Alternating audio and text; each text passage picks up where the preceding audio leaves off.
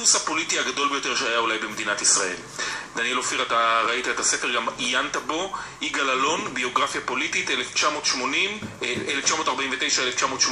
אודי מנור, שנמצא איתנו גם באולפן. כמה פרטים מאוד מעניינים, שגם אם מכירים את יגאל אלון, לא כולם יודעים, אנחנו נגיע לזה בהמשך. שלום אודי מנור. שלום, בוקר טוב. מחבר הספר, דוקטור אודי מנור, אתה גם היסטוריון במכללת אורנים ובאוניברסיטה של אריאל. כן. פספוס פוליטי אדיר, נכון? נכון, ונדמה לי שפחות כדאי לדבר על הפספוס הפוליטי, מכיוון שלמיטב ידיעתי אין שום סיכוי שאלון יוצא מהקבר ומתמודד בבחירות הקרובות. מצד שני, הבעיות שבהם הוא עסק ממשיכות להטריד את המדינה, והדרך שלו ראויה לכל הפחות לוויכוח נוקב, לא חייבים להסכים לכל מה שהוא אמר, אבל הגישה שלו הייתה גישה מאוד מאוד יוצאת דופן. בטח המונחים של היום, יחסית למה שקורה היום, תיקח את כל רשימת התפקידים, שר עבודה, שר קליטה, שר חינוך, שר חוץ, בכל אחד מהממדים האלו. וראש ממשלה. 19 ימים שלמים הוא היה ראש ממשלה. וסגן ראש ממשלה, וכיוצא באלו, אז זה דבר שבאמת אנקדוטה. העניין המרכזי, גם לא היה אומר את זה מעצם מהקבר, זה לא הוא ולא האישיות שלו, אם הוא קצת רך או פחות, אם הוא מאמין באתיקה ובפוליטיקה וכיוצא באלו, הוא מאמין. העניין המרכזי זה בעצם הדרך שלו. אבל אני רוצה לומר, קודם כל, זאת לא הביוגרפיה הראשונה. על יגאל אלון היה את אביב חלדו שכתבה הפרופסור אניטה שפירא, שהביוגרפיה הזאת מסתיימת למעשה רגע לפני שהוא מתחיל בכלל את החיים הפוליטיים שלו, כי גם היא סברה שמדובר בפספוס פוליטי. נכון, היא אפילו הסבירה בסוף דבר המפורסם שלה, שמה שאני עשיתי למעשה מיותר מראש, כן? זה היה ב-2004, הספר יצא לו, וכמובן שהספר שלי הוא סוג של הוכחה שזאת טעות, אין דבר כזה. זאת אומרת, אם אנחנו עוסקים בעניין של החמצות, אתה אומר, איזה בחור בן 17 שראית אותו משחק כדורגל בוולפסון, ואתה אומר, יכול להיות מסי, אז אתה אומר, זאת החמצה, בסוף הוא נהיה פקיד בבנק. אבל אנחנו לא עוסקים פה בעניינים של דרמה הוליוודית, כן, נכשל, לא נכשל, אנחנו עוסקים פה בדרך פוליטית. מהבחינה הזאת, אי עיסוק בביוגרפיה הפוליטית שלנו, זה בעצם להתעלם מהפוליטיקה של ישראל. אבל אני כן רוצה לקחת אותך רגע אחד לדרמה הפוליטית, אתה במגזין הפוליטי של כל ישראל המזנון, אז אני לוקח אותך רגע לעניין הפוליטי, ולוקח אותך לרגע מאוד דרמטי, הרגע שבו נפטר ראש הממשלה לוי אשכול, 26 בפברואר 69, וברגע הזה בוחר יגאל אלון ללכת לנסוע ברכבו של האיש החזק ביותר במפלגת העבודה, פנחס ספיר, במדינת ישראל, פנחס ספיר. כן, שני הנהגים נוסעים באוטו של אלון, ואלון נוהג את האוטו של ספיר, והם משוחחים כל הדרך מירושלים לתל אביב. הגענו לאן? מבחינת הבשלות הפוליטית, אומר ספיר לאלון, חייב להיות מישהו מיוצאי מפא"י, כלומר גולדה. אבל הוא עוד אומר דבר אחד נוסף, הוא אומר לו, אתה מתאים לתפקיד, אתה מאוד מתאים לתפקיד, אבל איך נאמר, הקונסטלציה הפוליטית לא הייתה לטובתו. כשם שאנשי רפי ותומכי דיין התנגדו למינוי הזה, לא הייתה ברירה אלא להביא מי שהיא למעשה מועמדת פשרה. זאת הייתה פשרה פוליטית, או שהם באמת המושכים שם בחוטים חשבו אולי שאין לו את זה, או לפחות חלקם? בוא נגיד את זה בצורה כזאת. אתם אוהבים פוליטיקה, בוא נחזור למפלגת העבודה. המפלגת העבודה קמה בינואר 1968. דיין אומר בעיתונות, לא באיזשהו מכתב סודי של היסטוריון הזוי מגלה אחרי 40 שנה. הוא אומר בעיתונות, באתי למפלגת העבודה בשביל להדיח את אשכול ולהדיח את ספיר. זאת אומרת, העניין של דיין הוא לא אישית, עם אשכול ספיר לדרך. זאת אומרת שמפלגת העבודה הרגע הראשון, מ-68 קמה על 3 גופים, שבעצם הגוף המרכזי זה מפא"י, מימין זה רפי, משמאל זה אחדות העבודה, וברור לחלוטין שכל מועמד של אחדות העבודה יהיה נוטרל על ידי רפי, וכל מועמד של רפי נוטרל על ידי אחדות העבודה, לכן חייב להיות מועמד ממפא"י. איך אתה מסביר את הפספוס הפוליטי הזה? אני לא מכיר הרבה פוליטיקאים, בטח לא בימינו, שנכנסים ללשכת ראש הממשלה, נשארים שם פחות מ3 שבועות ומפנים את המקום למועמד אחר ממפלגתם. זו תקופה אחרת, אתה יודע פוליטיקה יותר ממני, תראה, בכלל המושג פוליטיקה אנחנו משתמשים פה בשני מובנים. בתקשורת אומרים פוליטיקה כמין כותרת כזאת לכל העניין של מה שאפשר לכנות כיסאולוגיה, יצר, תככים וכן הלאה. כשאני אומר פוליטיקה אני מתכוון לשאלות המרכזיות שעומדות על סדר היום של הציבור, וזה בעצם העניין המרכזי. מנקודת המבט הזאת, ברור לחלוטין שאנחנו מדברים על תקופה אחרת. כן, יש לנו מפלגה שגם אחרי המחדל של יום כיפור מקבלת 51 מנדטים. זאת אומרת, ברור לחלוטין שמבחירות לבחירות הכוח נשאר במפלגה, ואז המאבק הוא בתוך המבנה המוזר הזה שדיברתי עליו. ואני רוצה לדבר איתך על אותה תוכנית אלון מפורסמת שיגאל אלון מציע ממש שבועות ספורים לאחר מלחמת ששת הימים, והוא אומר, אני מציע לחבר למדינת ישראל נוסף לירושלים רבתי את כל הר חברון לרבות הערבים שבה במעמד דומה לערביי ישראל, שכן הדבר הזה נחוץ גם לנו כדי להרחיב טריטוריה וגם להבטיח יותר את עתידה של ירושלים. הוא מציע למעשה להכליל את בקעת הירדן מבקעת בית שאן ועד ים המלח, כך שתיווצר רציפות טריטוריאלית בין צפון הארץ ודרומה. תוכנית הגושים מורחבת. בדיוק. מה המשמעות שלה? רגע, בואו נשמע קודם את יגאל אלון עצמו מציג את תוכנית אלון מתוך ארכיון כל ישראל. זהו נהר הירדן. כאן אתם רואים את כל היישובים הערביים בגדה המערבית כפי שסומנו על ידי הלשכה המרכזית לסטטיסטיקה. האם מותר לממשלה בימינו לקבוע או להתוות את גבולות המדינה בעתיד על פי שיקולים אסטרטגיים, מדיניים, דמוגרפיים, או שפרשני ההלכה יקבעו באופן אוטומטי מהם הגבולות על פי מה שנכתב לפני אלפי שנים, ונכתבו דברים יפים. אבל אם אנחנו במסגרת של חוזה שלום בר קיימא, אשר יספק אותנו גם מבחינה ביטחונית, נחליט לוותר על שטח זה או אחר כשהוא מאוכלס בצפיפות ערבים, הרי זה לא משום שאין לנו זכויות היסטוריות על השטח, אלא למרות זכויות ההיסטוריות, למען השגת מטרה לא פחות היסטורית, והיא שלום עם שכנינו. ועכשיו מצטרפים אלינו צלי רשף ממקימי שלום עכשיו, שלום לך. שלום רב.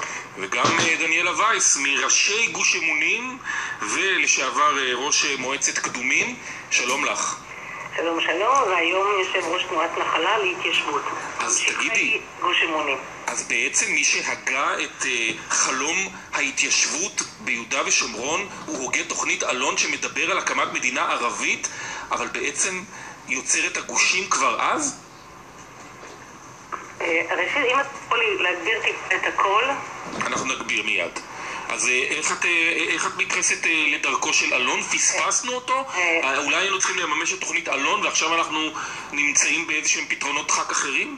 ראשית, אני מאזינה בהנאה לניתוחים ההיסטוריים, האקדמיים, ואני אומרת, ברוך השם שהתקדמנו מעבר לתוכניות האלה.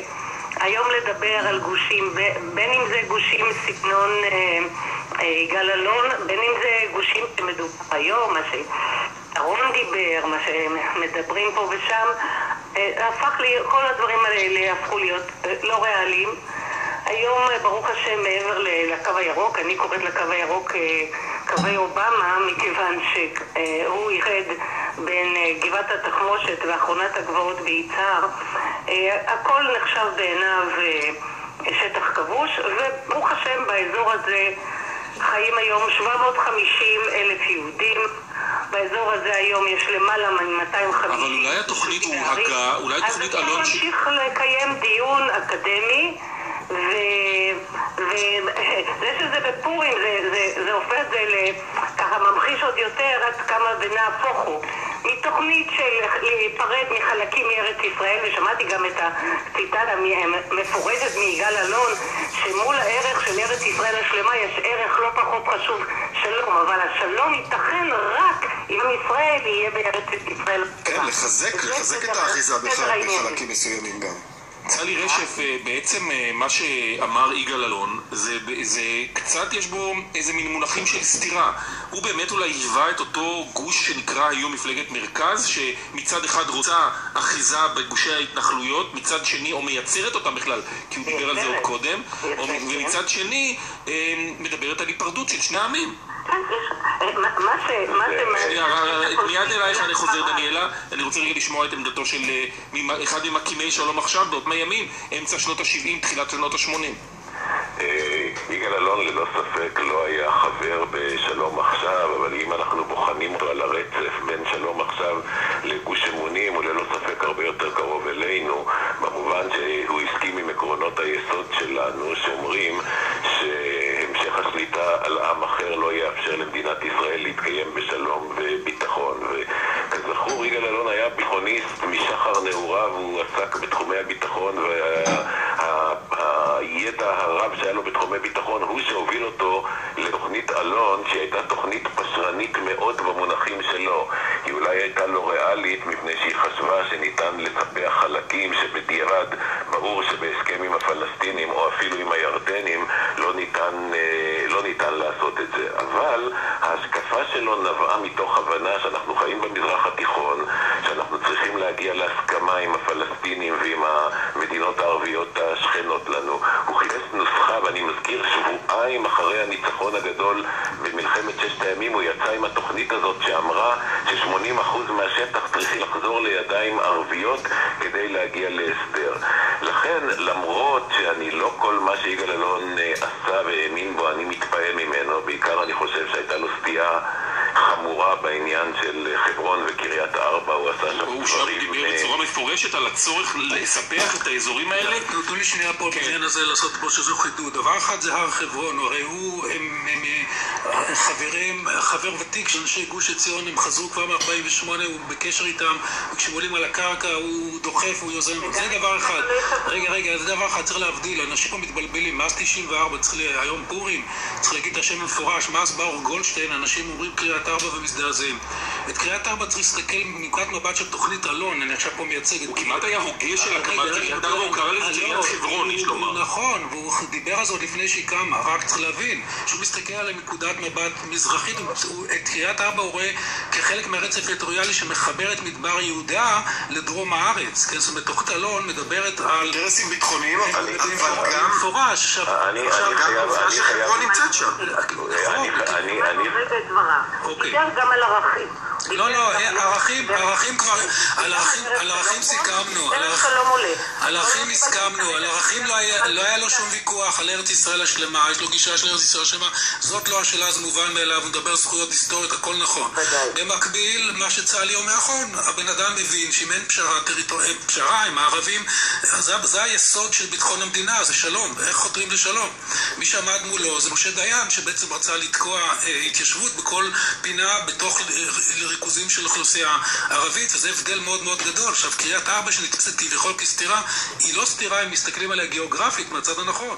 היא בצד המזרחי של חברון, ובהסכם העתידי, כמו שאלון חשב שיהיה יום אחד עם הירדנים, יעבור גבול בין חברון לבין קריית ארבע. בעניין של קריית ארבע אני מוכרח לומר משפט, כי דיברתם בהקדמה על ענייני פוליטיקה. לדעתי, למרות שאתה מנסה ליצור היום איזושהי קונסיסטנטיות אידיאולוגית במה שלא נאמר, לדעתי חברון, קריית ארבע, כל האזור הזה היה איזשהו תשלום שהוא שילם לברית שהוא ניסה לכרות בכל זאת עם אחדות העבודה ההיסטורית, עם טבנקין גלילי והאנשים האלה, ואני לא חושב שזה מתייחס. אבל אני רוצה דווקא בהיבט הזה, צלי רשף, להשמיע עוד קטע אחד מהארכיון של כל ישראל של יגאל אלון. שים לב איך הוא מדבר, ואולי כאן גם אני ארצה את ההתייחסות שלך, דניאלה וייס, תאזיני היטב, איך הוא מתייחס לפוליטיקה הישראלית וגוש אמונים.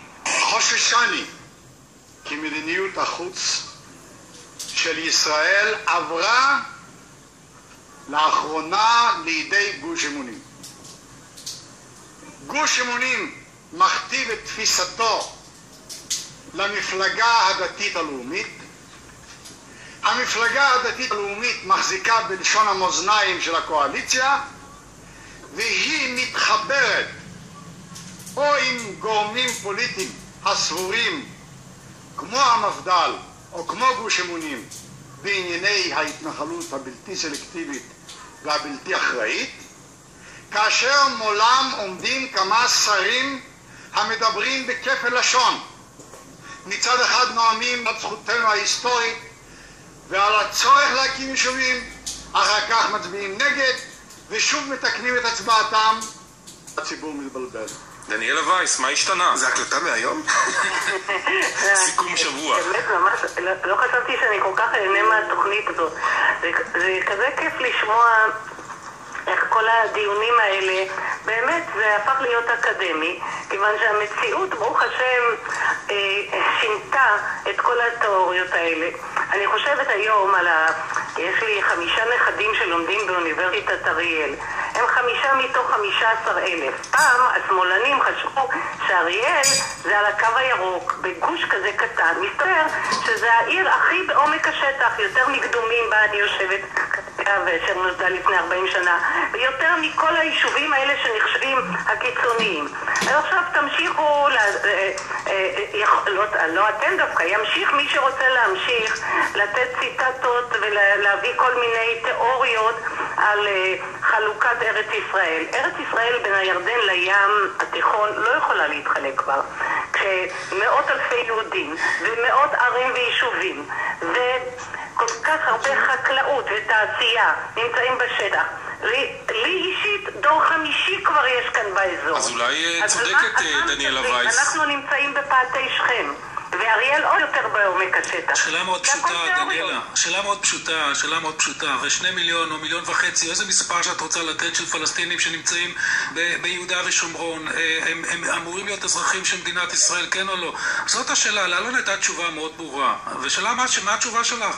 התשובה שלי, קודם כל, להביא את המוני היהודים שנמצאים בגלות, ולפי דעתי הם עוברים טלטלות, כמובן שהם עוברים את זה בטלטלות שליליות ולא עוברים טלטלות של התרוממות רוח ושיבה לציון מרצון טוב, אבל יש מפוזרים עדיין יהודים בעולם, 6-7 מיליון, אולי אפילו יותר, יבואו לארץ עם ילודה גבוהה, ברוך השם שיש. צלי רשף, אולי אתה מסכים איתה עכשיו קונסטלציה שנוצרה. רגע דניאלה, בואי ניתן גם לצלי להגיב על כך. דמוגרפית חיובית, כולל ביהודה ושומרון, וממש תוכנית ממשלת ישראל, 2 מיליון יהודים ביהודה ושומרון, ואז גם הבעיה הדמוגרפית תקבל את הפרופורציות הנכונות. צלי.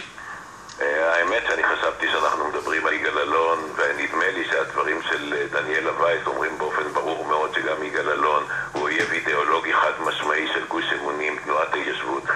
דניאלה וייס מיטיבה לתאר את האסון שלתוכו גוש אמונים וממשיכיו מכניסים את מדינת ישראל ואת העם היהודי אליו. אני חושב שיש אמת בחלק מן הדברים שלה, אבל בניגוד למה שהיא אומרת, אני חושב שהדברים הם עדיין הפיכים. אני חושב שהרוב בישראל עדיין מסתייג הסתייגות מוחלטת מפעולת ההתנחלות של דניאלה וייס וחבריה, ואומנם יש משהו שמכונה אוניברסיטה באריאל, אבל הם רחוקים מאוד. יש שם יותר פרופסורים מאשר באוניברסיטאות אחרות. למה זה מכונה?